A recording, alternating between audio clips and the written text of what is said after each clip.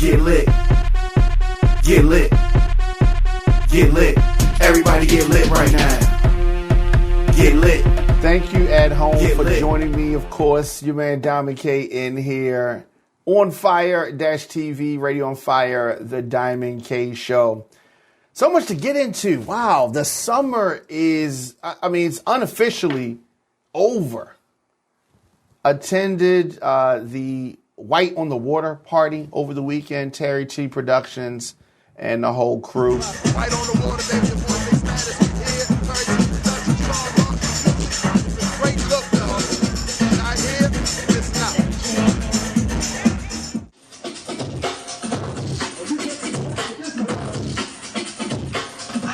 This was a massive event, thousands of people there.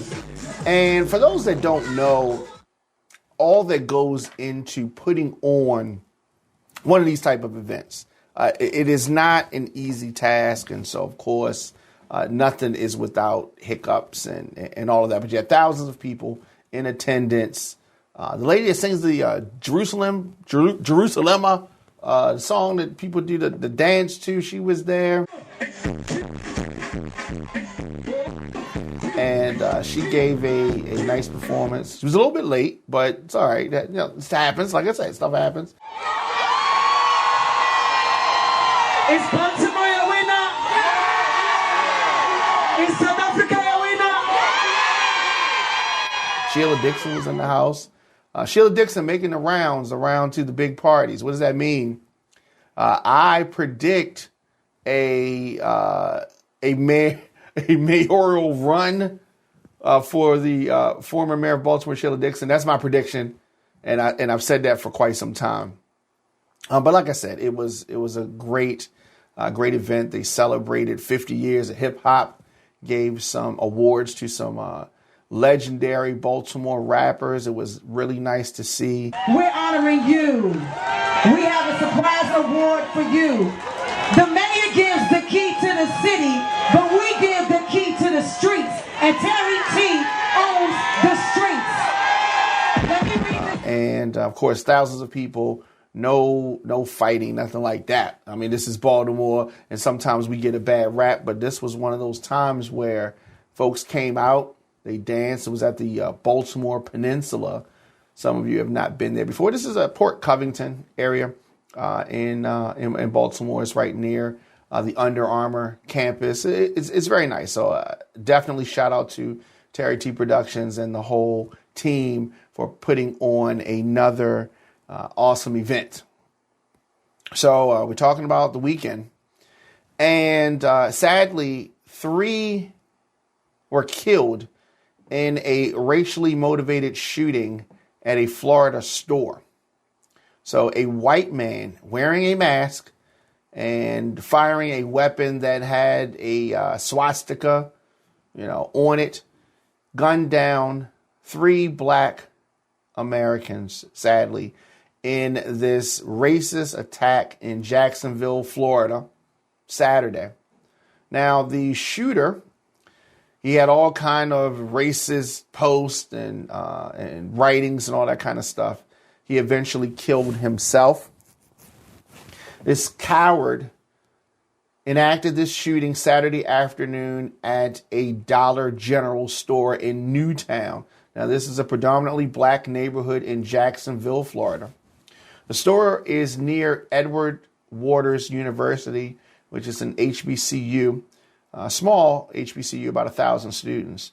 Now, the school said that the man was spotted on the campus by a security guard shortly before the shooting and asked to leave when he refused to identify himself.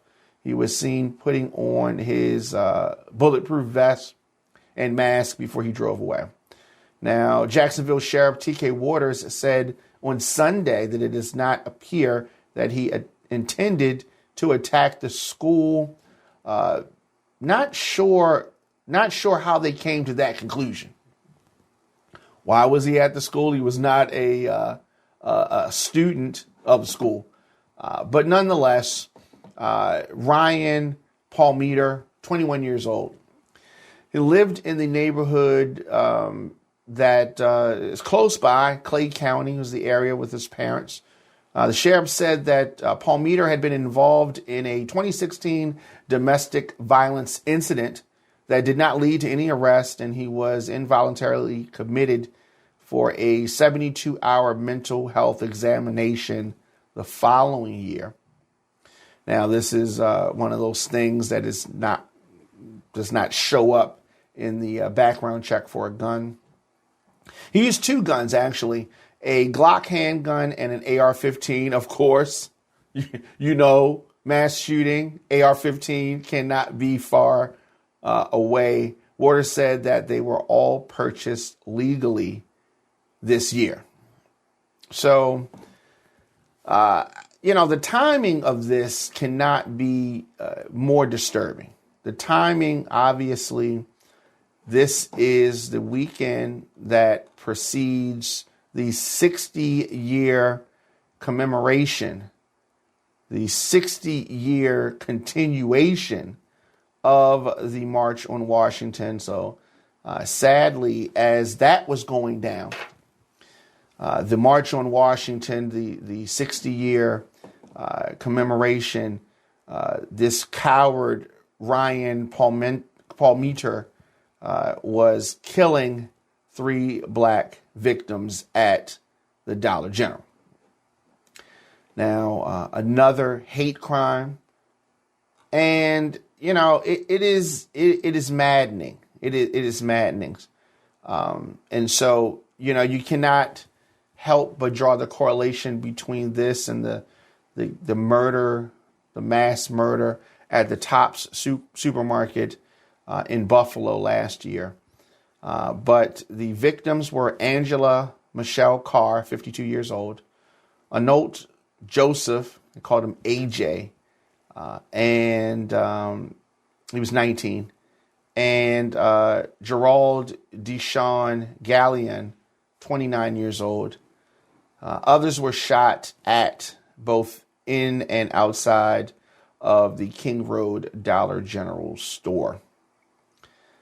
So this rampage is clearly racially motivated, clearly a hate crime.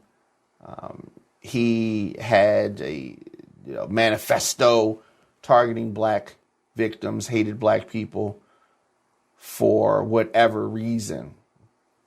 So, it is disturbing because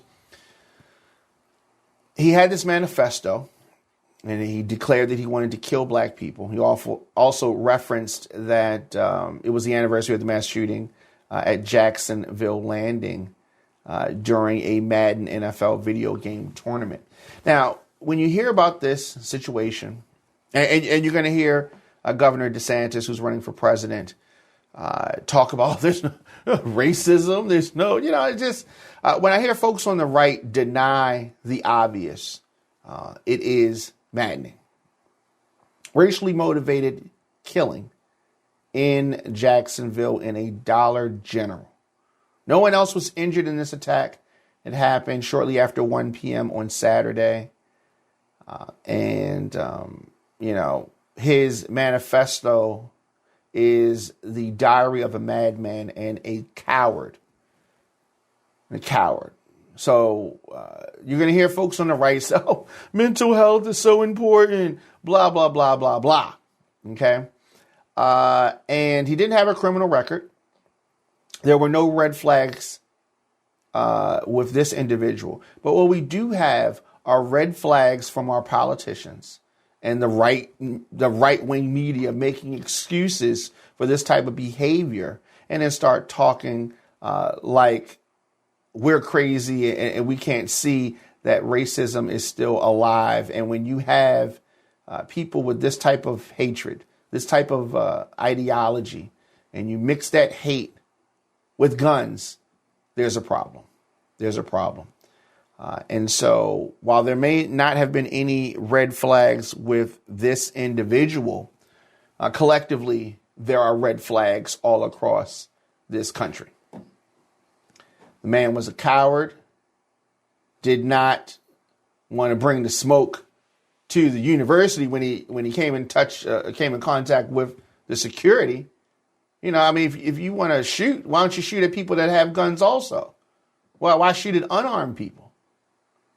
Why shoot at unarmed people? That's the part that they don't understand. So Palmiter went to the store and chased a witness through the store while shooting at her, but did not strike her. Sheriff did not specify a lot of things. He went into the store, texted his father, telling him to use a screwdriver to get in his room. His father did and found his son's last will and testament, along with a suicide note on his laptop.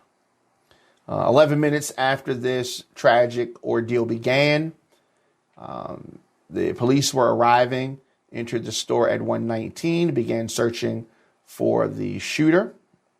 Officers then heard a single shot, and that is when the police say that Palmiter, the coward, the murderer, turned the gun on himself. So I don't know. I just it is sad. It is really sad. It's really sad. You don't expect anything like this to happen in your neighborhood, in your community. Hopefully, it will never happen again to this community. Vigils have already began to take place, and Dollar General issued the following statement afterwards, and it said that the Dollar General family mourns the loss of our colleague and along with two of our customers. They were victims of senseless violence yesterday. We extend our deepest sympathies to their families and friends as we try to comprehend this tragedy. There is no place for hate at Dollar General or in the communities that we serve. Right now, we are focused on providing support, counseling, and resources to our teams and their loved ones. And we are evaluating how we can best support and stand with the greater Jacksonville community during this sad time. So this is another tragedy, another senseless, racially motivated killing, when some folks on the right, some Republicans, some conservatives are going to try to act like racism doesn't exist. But it is alive and well in DeSantis, Florida, and throughout this country. Of course, On Fire TV is a news website and a media company founded in 2012 by yours truly, Diamond K. What we do is made possible by your support. So click the link below to help us out, or head on over to onfire-tv.com/support to make a donation, buy some merch, or become a VIP member to get exclusive content and help keep this machine on the airwaves. And businesses, of course, can always support the Diamond K Show or any of the other On Fire TV programs. Just contact DJ Diamond K at gmail.com. So Florida Governor Ron DeSantis was booed at the vigil as hundreds mourn more racist killings. Republican Governor DeSantis, who is running for president, trying to get the GOP nomination. He has loosened gun laws in Florida, and he has antagonized civil rights leaders by his woke language, saying woke loud every 5 minutes, woke. But this is an example of why we need to stay woke. He was loudly booed as he addressed the vigil, and he should be. He is not a friend to the community. DeSantis said that the state would be announcing financial support for security at Edward Waters University, the HBCU near about a mile away from where this shooting occurred, and the university that the coward murderer went to before going to the Dollar General. They want to try to help the affected families. He called the gunman a major league scumbag. DeSantis is a piece of work. DeSantis claims that what he did is totally unacceptable in the state of Florida. It's unacceptable anywhere, not just the state of Florida. And if it's unacceptable in the state of Florida, stop making the conditions so easy for mentally unstable people to get weapons.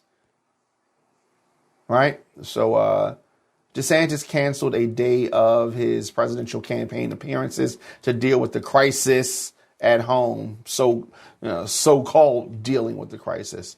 Obviously, the state is mourning this fatal shooting. They are also preparing for a tropical storm. So a day after appearing in Iowa, DeSantis was back in the state capital of Tallahassee yesterday for a news conference on the tropical storm that is en route to Florida. He urged Floridians to heed the advice of emergency managers.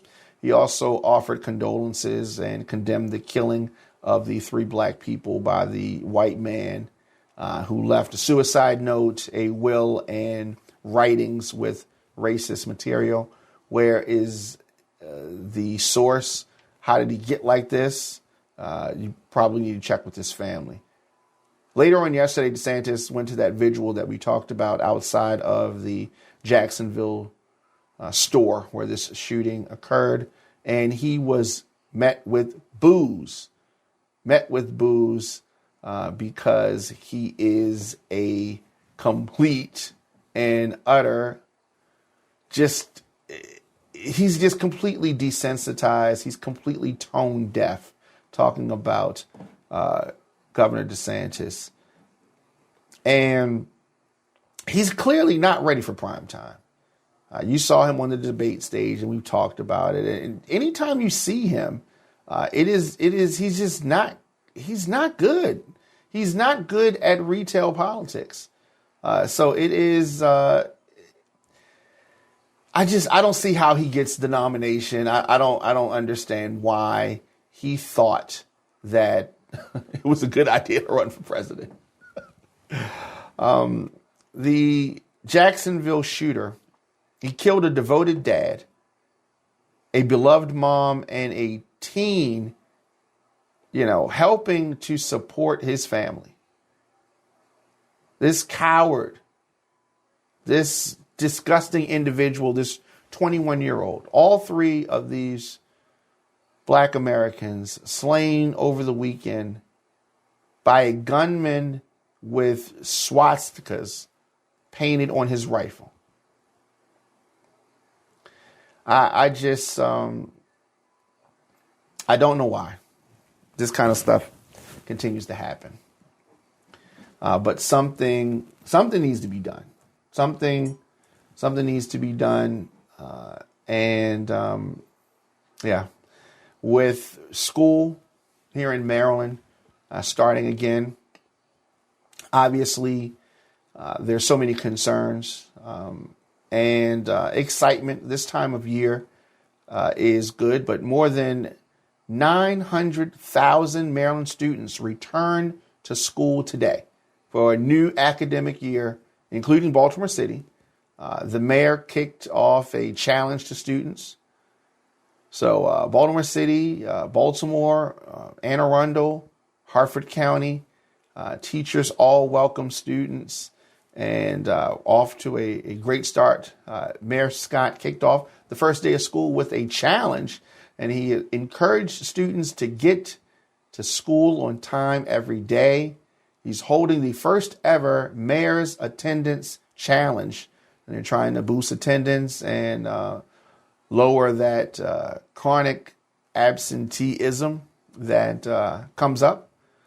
So the mayor said that we know that students, their consistent attendance has a direct impact on academic performance, social, emotional development, and life outcomes. This is all true. This is all true.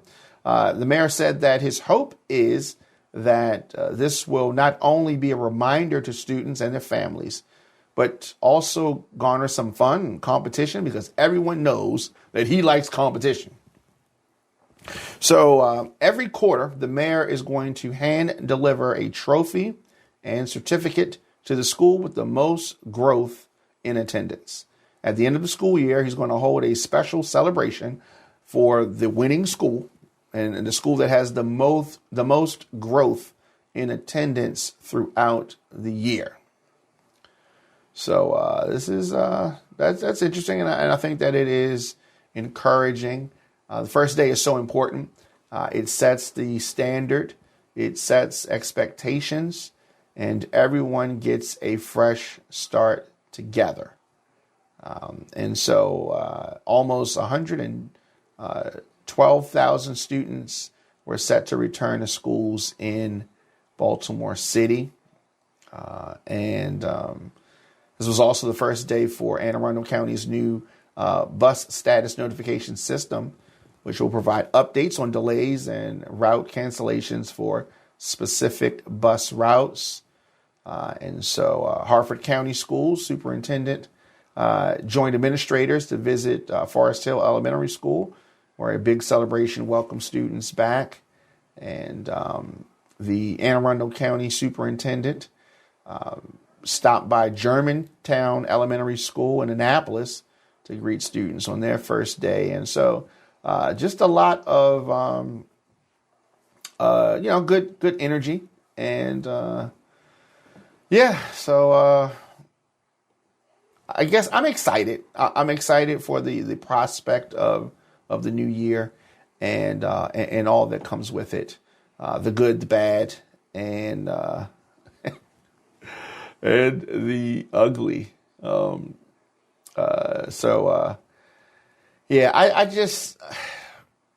It's a mixed bag. It's a mixed bag because there's so many things that need to be worked on in Baltimore City schools, and we bring the students back. And each year they're excited and all of that. But I really want to see more effort to get these schools up to par. And that is not there. But we're going to continue to follow the year, and we'll see how things go. For the record, I've said this off camera. I don't know if I've said this on the show before, but some parents will be mad at this. I am not a supporter of students having cell phones in school or using cell phones in school. The temptation is there for them to scroll social media. The temptation is there for them to be texting on their phones. If it was up to me, I would set schools as a zone. You know how you go some places and your signal doesn't work? Right? They kind of make it a zone that cell phones don't work in. I would make schools like that. So they can have their phones, but they wouldn't work. They wouldn't work. And I know some of you are going to say, wait, well, I need to talk to my student. My child is an emergency. And you call the office and they will page the classroom and the kid will come to the office just like in the old days, because the students don't need the temptation of the cell phone. They're using the phones. They're doing everything but what they're supposed to be doing because they're paying attention to the phones. And then, if the mother or they'll text the mother or they're just causing confusion. They're just causing confusion. They can use the phone after school, during lunchtime, and before school, but not during class. I mean, what's so crazy about that? What's so crazy about that? Of course, follow the Diamond K Show on our Facebook page. Click the bell icon to get notified when I go live. The Diamond K Show is an On Fire TV production. You can get the show on demand, Apple Podcasts, Spotify, iHeartRadio, Google Podcasts, of course, the WRF Radio app, youtube.com/DJ Diamond K. Now, I don't know. I'm willing to talk to people about the cell phone thing, but I definitely have my view on it. I have my view on it. Now, the murder in Joppatown, this memorial grows after 3 adults, a teenager, killed in this murder-suicide. And the flowers and the notes for the family killed in this triple murder-suicide is growing. Investigators are trying to determine the motive. Howard County Sheriff said that investigators have not found any indication of what caused Devin Brown, 34 years old, to bring a gun with him to an apartment in Joppatown and fatally shoot his 65-year-old mother, his 38-year-old cousin, and her 17-year-old son before turning the gun on himself. Now, what authorities do know in this murder-suicide is that Brown drove to the Mariners Point Apartments on Saturday with his mother for a visit. We don't understand the why behind that. I don't know. There appears to be some type of planning that took place. He obtained a weapon, and from what police can say so far, he obtained the weapon legally. Now, the sheriff says that neighbors saw Brown walking into the building with a gun and called 911 right away. The gunshots could be heard on the 911 calls. It took only 2 minutes for deputies to arrive at the apartment, but 3 people were already dead. The 17-year-old victim was taken to shock trauma in Baltimore, but died a short time later. Now, the person responsible for that crime took his own life after shooting 3 people, killing 2 instantly, and 1 was a 17-year-old. It appears that this situation unfolded very, very quickly. Anyone with information is asked to call detectives at 443-567-7201. Yeah, that is not a lot of good news there. You can see in Florida, here in Maryland, gun violence, and when you have guns that are in, reach, it's a sad thing, and it can have sad results.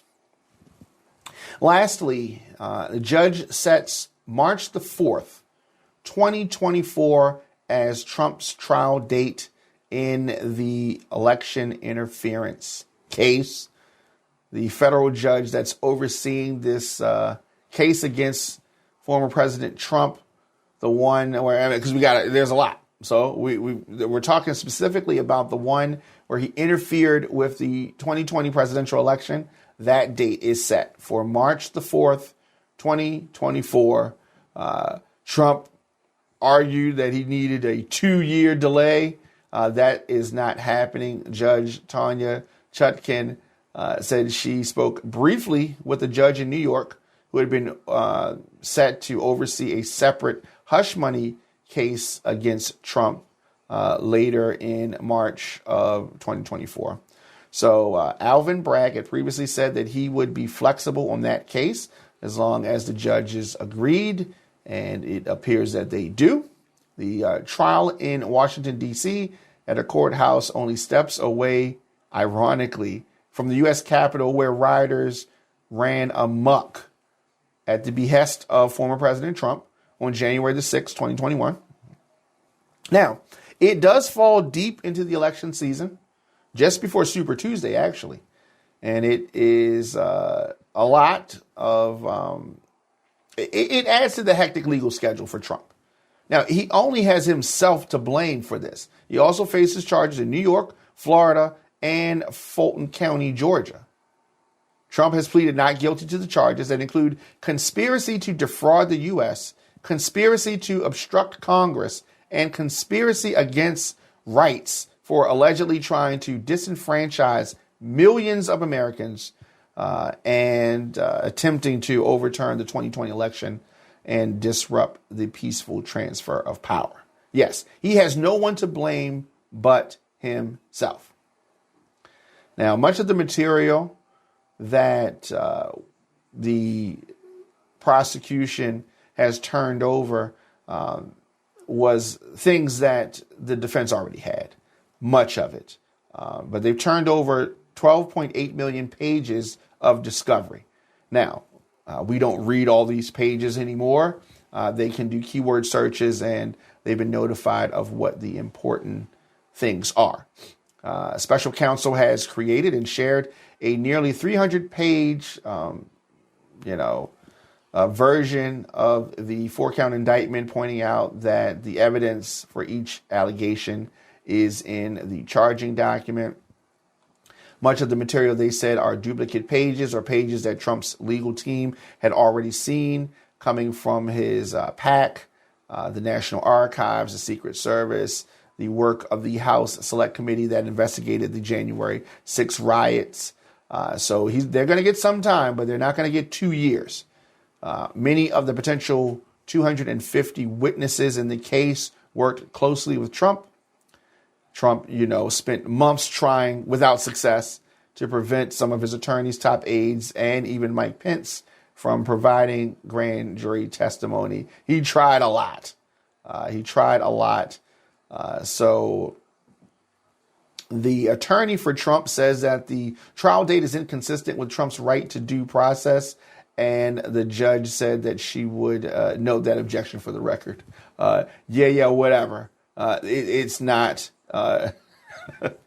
The judge, of course, has cautioned Trump to take the temperature down. This is what he should have did, is what many politicians have done before him.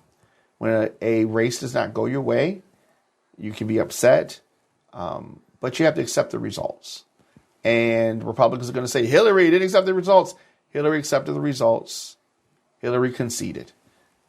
And some of them are gonna say Stacey Abrams. She was upset, but she accepted the results and she conceded.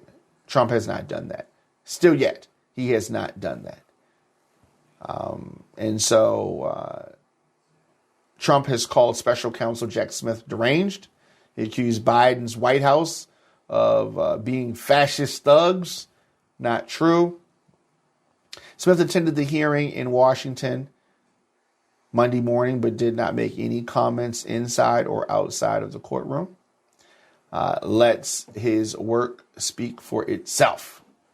That's how it goes. Letting the work speak for itself. Of course, you made Dom McKay in here. The Dom McKay Show. Definitely hit me up. I am here weekdays, 6 p.m. new episodes, but you can check us out anywhere you get your podcasts, or just hit the link below, djdommk@gmail.com. You need to get in touch with me. Very easy to do that. On Saturdays, you can catch me in the mix. But during the week, we got the Dom McKay Show, and I'm talking. Of course, you want to advertise on the program. You can do that. Hit me up, djdommk@gmail.com. Get lit. Get lit. Get lit. Everybody get lit right now. Get lit. Get lit.